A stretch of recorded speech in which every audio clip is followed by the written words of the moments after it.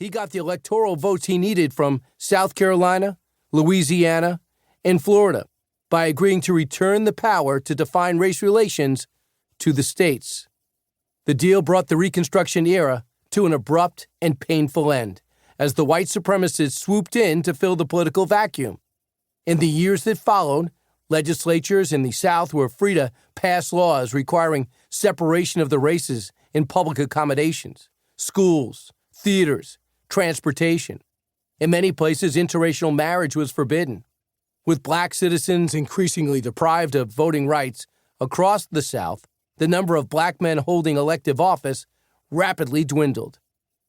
The Jim Crow era, as it came to be called, named for a black-faced character in minstrel shows, was also a time of intimidation. There were countless episodes of horrific violence, ranging from lynchings of individuals to massacres in various southern cities in which dozens died. The death toll would rise into the thousands. As the century drew to a close, black people in the South were virtually powerless to resist region-wide segregation and institutional racism. In moments of need, American heroes have always arisen. In the mid-19th century, Abraham Lincoln and Frederick Douglass formed a unique friendship to confront slavery. By century's end, Theodore Roosevelt and Booker T. Washington, an equally unlikely pair, emerged as the heirs of the Lincoln-Douglas partnership. Although his background was privileged, Roosevelt lived through a childhood riddled with illness that left him physically weak. At times, his parents worried he might not survive till adulthood. Washington was born into slavery, fatherless, and was forbidden an education in his early years. Despite such challenges, however, the two men became the leaders America needed, and together they confronted the forces that were rapidly rolling back hard-won rights for black Americans.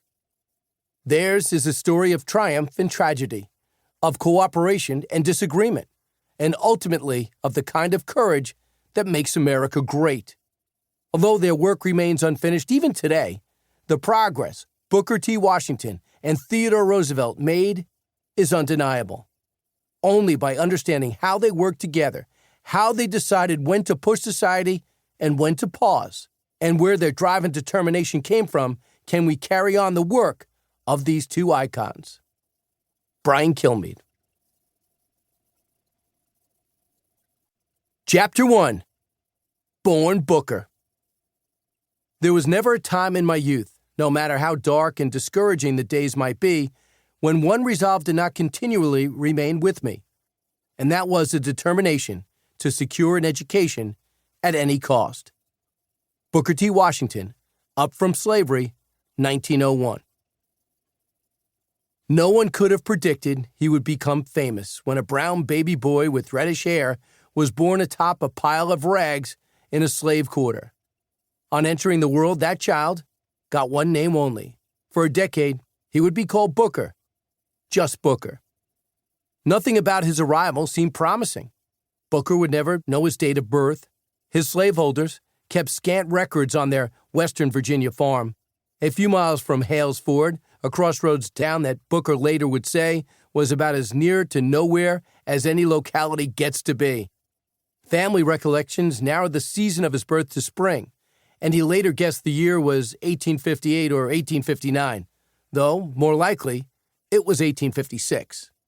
He never knew his father's identity. I only knew he was a white man, Booker later wrote. His enslaved mother, Jane, would never confirm the rumor that Booker's father lived on a nearby farm. Home was a log cabin, roughly 14 feet by 16, a one-room structure that doubled as a dwelling and cookhouse. Inside, Jane prepared meals for slaveholder James Burroughs and his family on an open fire. Together with his mother and older brother John, Booker slept on the floor, as did his half-sister Amanda and Booker's stepfather, Washington, known as Wash Ferguson, an enslaved man from a nearby plantation who came and went depending on the whims of his slaveholder.